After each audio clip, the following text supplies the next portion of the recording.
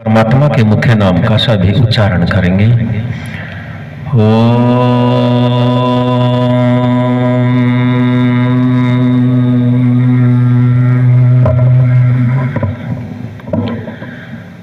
महर्षि दयानंद सरस्वती जी ने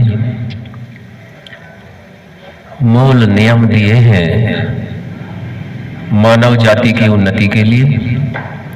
दो नियमों पर हमने विचार किया है।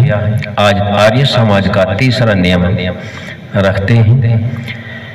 वेद सब सत्य विद्याओं का पुस्तक है। वेद का पढ़ना पढ़ाना और सुनना सुनाना सभी आर्यों का परम धर्म है। यह नियम है। नियम किस लिए बनाए जाते हैं? पहला सवाल है, नियम किस लिए बनाए जाते हैं? भूपेंद्र आर्य जी उत्तर देंगे। नियम जो है सही तरीके से कार्य करने के लिए बनाए जाते हैं। अगला प्रश्न है, नियम ठीक प्रकार से नियम कौन बना सकता है?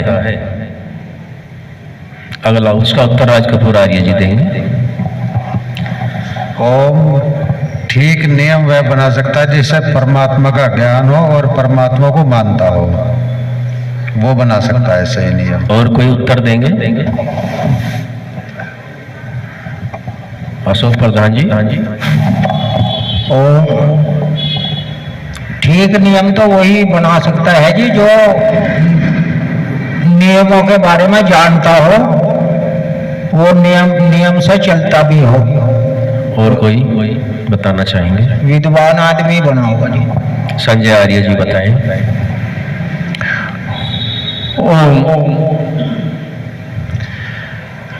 यहाँ विषय चल रहा है परमात्मा का नियम ठीक कौन बनाता है, बना सकता है? ये प्रश्न। नियम ठीक कौन बना सकता है? क्योंकि कोई भी कार्य बिना नियम के नहीं किया जा सकता। तो नियम तो जो ऋषि का ग्रंथ है, जो वेदों के अनुसार, क्योंकि वेद सब सत्य विद्याओं का पुस्तक है, तो वेदों के अनुसार जो नियम बनाए गए हैं वही मनुष्य के उपकार कर सकते हैं। नियम कौन बना सकता है, इसको थोड़ा स्पष्ट कर लें। माइक रख दो, माइक नीचे रख दो। नियम उन्नति के लिए, सुविधा के लिए, सुख के लिए, भौतिक जगत में यदि कोई बनाए तो वह बनाने वाला अपने संतानों के प्रति सबसे उत्तम पिता हो सकता है। एक पिता अपनी आयु का भोग कर चुके हैं और संतान के प्रति यदि पिता थोड़ा समृद्ध है ज्ञान से, अन्य उपार्जनों से, तो वह ठीक नियम बना सकते हैं। यह भौतिक जगत का हो गया। राष्ट्र को चलाने के लिए अच्छा निर्भीक साहसी पुरुषार्थी राजा बना सकता है और संपूर्ण ब्रह्मांड को चलाने के लिए उसमें सभी अपने पुत्रवत संतानों के लिए जो नियम बनाने वाला है उसको हम सभी जानते हैं। उसका मुख्य नाम ओम है और ईश्वर भगवान न्यायकारी अनंत गुणों से हम उस शक्ति को जानते हैं। अब अगला प्रश्न है कि नियम कौन बनाए? पहले तो सबसे प्रथम परमात्मा ही नियम बनाते हैं और परमात्मा के द्वारा दिए गए नियम को जिस नाम से हम जानते हैं, जिस विद्या से जानते हैं, उसका नाम वेद है। सृष्टि के आदि में, अनंत सृष्टियों में हमने संध्या में भी यही मंत्र बोला, सूर्या चंद्रमसौ धाता यथा पूर्वं कल्पयत् दिवं च पृथ्वीं च अंतरिक्षमथो स्वाहा। यह मंत्र हमें बता रहा है जैसी रचना परमात्मा ने पहले कल्प में की थी, पहली सृष्टि में की थी, वैसी ही अब भी है, और जब प्रलय हो जाएगा ठीक वैसी ही रचना परमात्मा फिर करेंगे। यहाँ क्या है? यहाँ एक नियम कार्य कर रहा है। कौन सा नियम? नियम है कि परमात्मा के ज्ञान में कोई परिवर्तन नहीं है, क्योंकि परमात्मा प्रकृति से लिप्त नहीं है, तो उसके ज्ञान में भी परिवर्तन नहीं है। और ज्ञान में परिवर्तन नहीं है तो वह नियम बनाता है, और वह नियम जो बनाए गए उस नियम का, संविधान का नाम जो सभी प्राणी मात्र के कल्याण का कार्य करता है, उसका नाम वेद है। और जितनी भी सत्य विद्या है वो सभी वेद से मिलती हैं, सृष्टि के आदि में मिलती है, और अंत तक परमात्मा के ज्ञान में स्वयं परमात्मा भी कोई परिवर्तन नहीं कर सकता, क्योंकि यदि परिवर्तन कर देगा तो सर्व विद्या युक्त वाला गुण परमात्मा का नहीं रह सकता।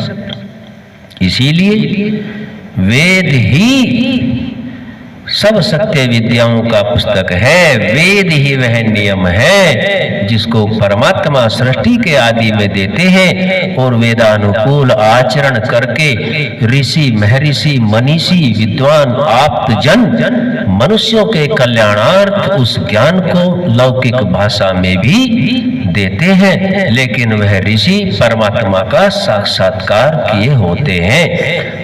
तप, स्वाध्याय और ईश्वर प्राणिधान अर्थात योग क्रिया के माध्यम से वह सत्य को जानते हैं, और वही सत्य है जो ऋषि दयानंद कहते हैं कि सत्य को जानने के बिना मनुष्य की उन्नति का कोई कारण नहीं है। यदि पतन बनता है तो वह सत्य को जितना जितना हम छोड़ते जाते हैं और असत्य में लिप्त होते जाते हैं, स्वार्थ, लोभ, लालच, अहंकार, द्वेष, इच्छा आदि अन्य कई कारणों से उसमें हम लिप्त हो जाते हैं, लेकिन परमात्मा इनसे परे है, वहां ऐसा नहीं घटता। तो वेद ही सब सत्य विद्याओं का पुस्तक है। पुस्तक रूप में तो मनुष्य देते हैं, परमात्मा वेद का ज्ञान पुस्तक रूप में नहीं देते। परमात्मा तो पुस्तक बनाने के लिए, पुस्तक छापने के लिए, कार्य करने के लिए आत्मा को शरीर रूपी साधन ऐसे देता है कि इनसे वह भाषाओं का भी निर्माण कर सकता है, सब चीजों का निर्माण कर सकता है, लेकिन ज्ञान वह परमात्मा का ही होगा। क्योंकि ज्ञान पहले हम किसी भी कार्य को करते हैं तो कार्य को करते हुए जब लोग देखते हैं तो वह इस भौतिक शरीर से होता है, लेकिन ध्यान रखें इस भौतिक शरीर से जब हम कार्य करते हैं तो इससे पहले भी कहीं कोई कार्य उसी प्रकार का हो चुका होता है, और उसी वक्त परमात्मा उस कार्य को जानते हैं। जब वह शरीर से नहीं होता तो वह परमात्मा के दिए हुए जो सूक्ष्म जितने भी साधन आत्मा को सबसे पहले दिए, उन साधनों में सबसे महत्वपूर्ण मन के अंदर वह कार्य हो जाता है। इसी प्रकार से वह ज्ञान परमात्मा ने पवित्र आत्माओं के अंतःकरण में दिया, और अंतःकरण के साथ साथ वे सभी साधन आत्माओं को दिए, क्योंकि परमात्मा तो पहले से ही जानते हैं कि आत्मा प्रकृति के योग के बिना कार्य नहीं कर सकता और प्रकृति के योग से स्थूल शरीर को दिया और स्थूल शरीर में जो अन्य शक्तियां दी, अंतः और बाह्य करण दिए, उनके शक्तियों के योग से ज्ञान को प्राप्त करके अनुभव करके यह अपनी भाषा भी बना लेगा, विद्या भी बना लेगा और जितने पत्र आदि दिए हैं पुस्तक रूप का धारण करके उसको लिपिबद्ध भी कर लेगा। यह कार्य तो मनुष्य करता है, लेकिन इस कार्य को करने के लिए प्रेरणा अंतःकरण में यदि कहीं से मिलती है तो वह केवल और केवल परमात्मा से मिलती है। विचार करो इस पर आगे और बहुत सूक्ष्मता से विचार करें,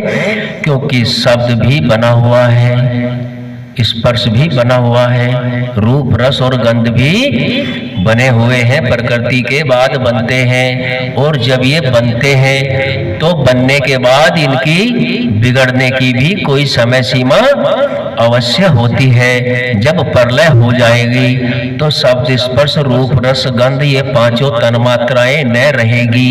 जब ये न रहेंगी तो ज्ञान कहाँ ठहरेगा और वह ज्ञान का निर्माण अगली सृष्टि में किस प्रकार से होगा। हम जब इस प्रश्न का विचार गंभीरता से करने लगेंगे तब हमारा वह भ्रम दूर शीशे की तरह साफ हो जाएगा कि वास्तव में सत्य ज्ञान देने वाला यदि कोई है तो वह सृष्टि के आदि में परम पिता परमात्मा है। जितना जितना उस ज्ञान के आधार पर हम चलते हैं उतना उतना सदा हमारी उन्नति की ओर बढ़ते रहते हैं और जितना जितना ज्ञान को छोड़ते जाते हैं पराधीनता अन्य दोषों में हम फंसते जाते हैं। आज हमने केवल वेद विषय पर ये थोड़ी सी बातें रखी और आज यहीं तक रखेंगे, आगे फिर ओम सम।